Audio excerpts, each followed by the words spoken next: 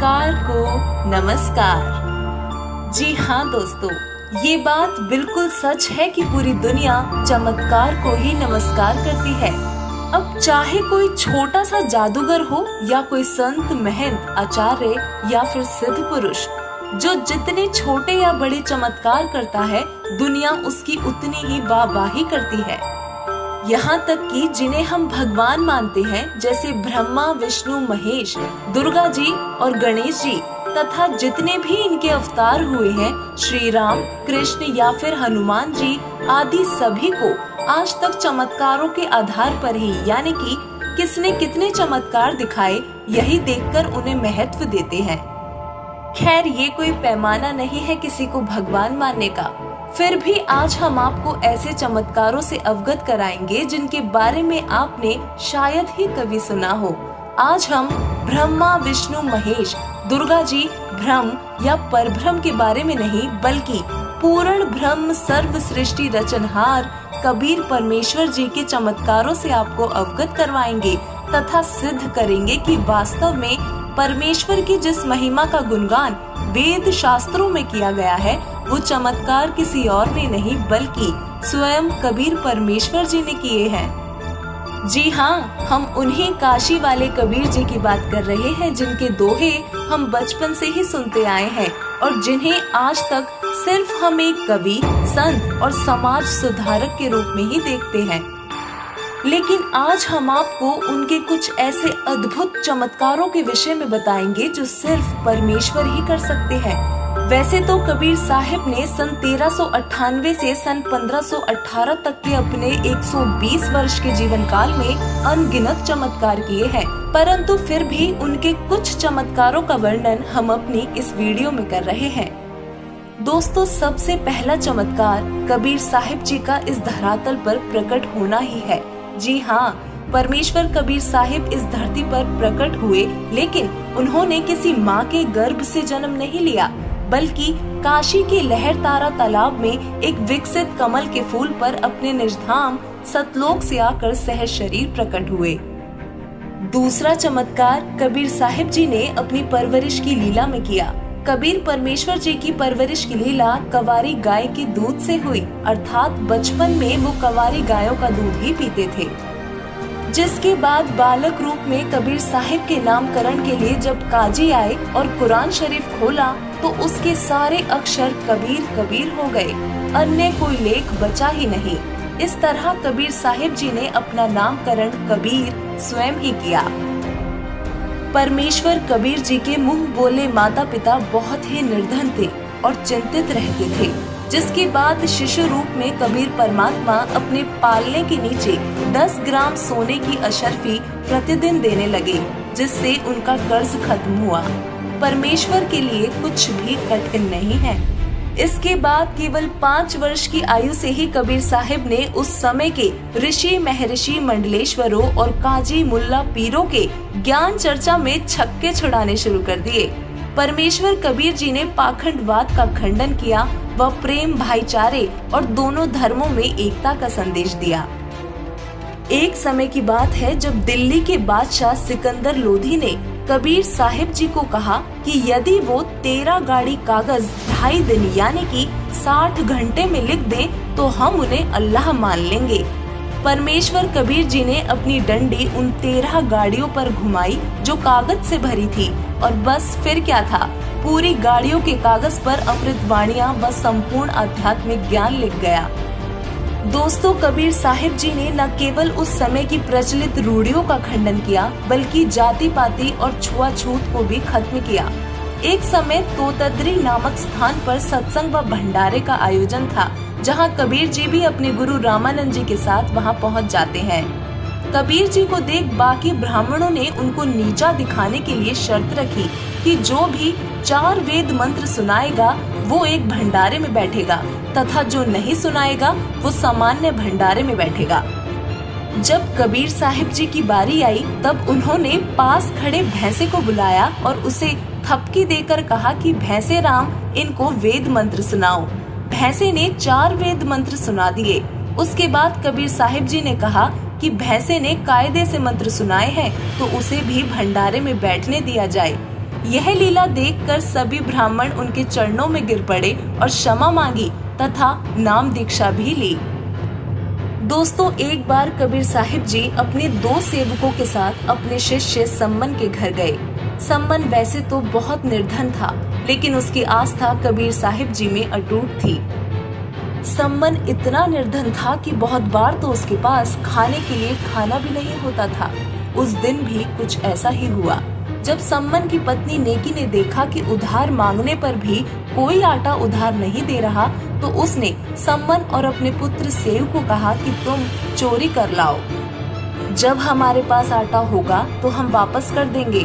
परंतु जब वो चोरी करने गए तो सेव पकड़ा गया और सम्मन ने गुरुदेव जी की बदनामी के डर से सेव की यानी कि अपने पुत्र की गर्दन काट दी। सुबह होते ही नेकी ने भोजन तैयार किया और कबीर साहिब जी को एहसास तक नहीं होने दिया कि सेव मर चुका है। खैर, कबीर साहिब तो परमात्मा थे। उन्होंने सिर्फ इतना कहा कि आओ सेव जीम लो, ये प्रसाद प्रेम, शीश कटत है चोरों के, साधु के नित्य क्षेम। इतना कहते ही सेव भागा चला आया और साथ बैठ के खाना खाने लगा।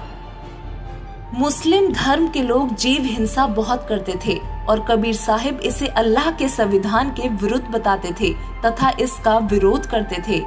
एक समय दिल्ली के बादशाह सिकंदर लोदी काशी नगरी में आए हुए थे, जहां काजियों व मौलानाओं ने जो कबीर जी से चिढ़ते थे, उन्होंने कबीर साहिब जी की शिकायत सिकंदर लोदी से की।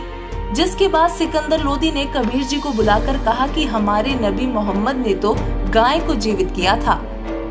ऐसा कहकर एक गर्भवती गाय कटवा दी और कहा कि यदि कबीर साहिब अल्लाह हैं तो गाय को जीवित कर दें। तभी कबीर परमेश्वर जी ने गाय के ऊपर थपकी लगाई, जिसके बाद न केवल गाय, साथ ही उसके बछड़े को भी जीवित किया और बल्कि गाय का दूध भी निकाल कर दिखा दिया। दोस्तों, एक समय दिल्ली के बादशाह सिकंदर लोदी ने परमेश्वर कबीर साहिब जी के गुरु रामानंद जी का सिर काटकर कत्ल कर दिया, किंतु तुरंत ही उसे पछतावा हुआ।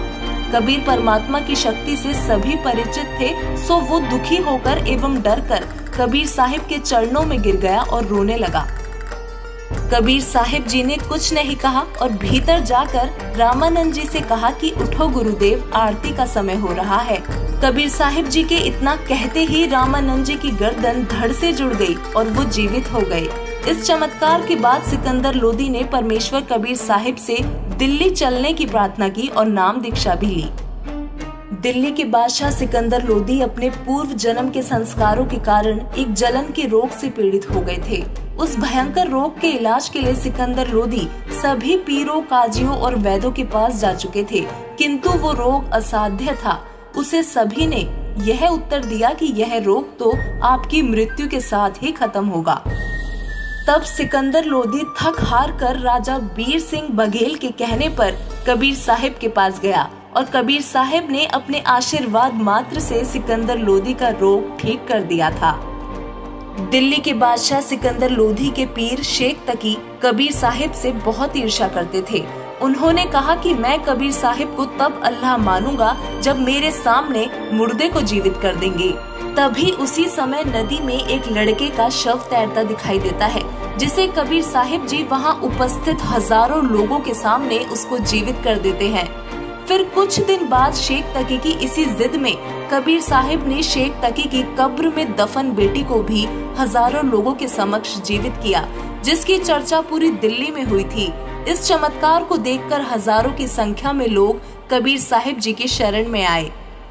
दोस्तों, दिल्ली के बादशाह सिकंदर लोदी के धार्मिक पीर शेख तकी परमेश्वर कबीर साहिब जी से बहुत ही ज्यादा ईर्ष्या करते थे, जिस वजह से उसने भोली भाली जनता को बरगलाकर परमेश्वर कबीर जी को 52 बार मारने की कोशिश की, लेकिन कबीर जी का बाल भी बांका न कर सके।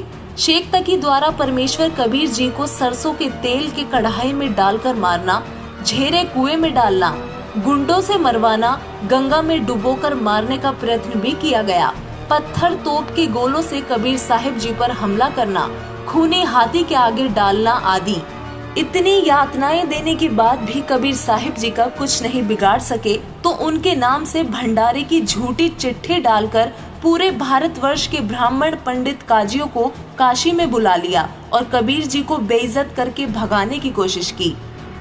परंतु परमेश्वर कबीर जी ने वहां भी चमत्कार किया और 18 लाख लोगों को भंडारा करवाया और तत्व ज्ञान भी समझाया। लाखों लोगों ने कबीर जी से नाम लिया। परमेश्वर कबीर जी ने बहुत से चमत्कार किए, परंतु फिर भी शेख तकी समझ नहीं पाया। ऐसे और भी अनेकों चमत्कार परमात्मा कबीर जी ने किए। जीवा दत्ता नाम के 2 भाइयों के सूखे वृक्ष की डार को हरा भरा कर दिया। गोरखनाथ से शास्त्रार्थ करके गोरखनाथ जी को ज्ञान और सिद्धि में हराया और उनको भी नाम दीक्षा देकर शरण में लिया। जगन्नाथ का मंदिर बनवाया और फिर अंत में 120 वर्ष की आयु में वापस सतलोक सह शरीर जाते समय परमेश्वर कबीर जी ने मगहर शहर में आमी नाम की नदी, जो शिवजी जी के श्रापवश सूख चुकी थी, उसको फिर से पानी से भर दिया, जो आज भी बह रही है। जिसके बाद परमेश्वर कबीर जी अपने निजधाम सतलोक में सह शरीर चले गए। उनका शरीर नहीं मिला, शरीर की जगह सुगंधित फूल मिले। परमेश्वर जाते जाते भी हिंदू और मुस्लिम दोनों धर्मों को एक कर गए। दोस्तों, परमेश्वर कबीर जी ने आज से 624 वर्ष पहले यहाँ इस धरातल पर 120 वर्ष लीला की। जिस समय पूरे विश्व की आबादी करीब 4 करोड़ थी, उनमें से 64 लाख परमेश्वर कबीर जी की शरण में आए और उनसे नाम दीक्षा ली, जो कोई साधारण बात नहीं है। तो दोस्तों, संत वो नहीं जो चमत्कार करे, और संत वो भी नहीं जिससे चमत्कार ना हो। अर्थात जादू, जंत्र मंत्र, सिद्धि प्रदर्शन करने वाले लोग जो मान बढ़ाई या प्रसिद्धि के लिए चमत्कार करके दिखाते हैं, वो संत नहीं होते।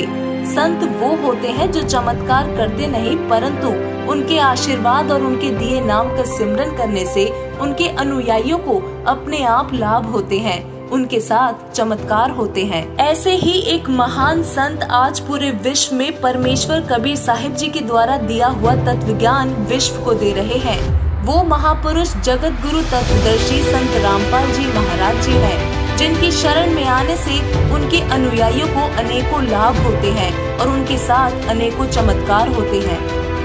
बहुत से अनुयायियों को जीवन दान देने वाले संत रामपाल जी महाराज स्वयं पूर्ण ब्रह्म परमेश्वर कबीर साहिब जी हैं। जो काम भगवान किया करता है, वही काम संत रामपाल जी महाराज जी कर रहे हैं। अपने सभी भक्तों को लाभ दे रहे हैं और सद्भक्ति देकर उनका कल्याण कर रहे हैं। संत रामपाल जी महाराज जी सभी धर्मों के सद्ग्रंथों में से प्रमाणित ज्ञान पूरे विश्व को दे रहे हैं और उनके तत्व ज्ञान को समझकर दिन प्रतिदिन बहुत से लोग उनसे नाम दीक्षा ले रहे हैं और अपना कल्याण करवा रहे हैं। आप सभी से करबद्ध प्रार्थना है कि जगत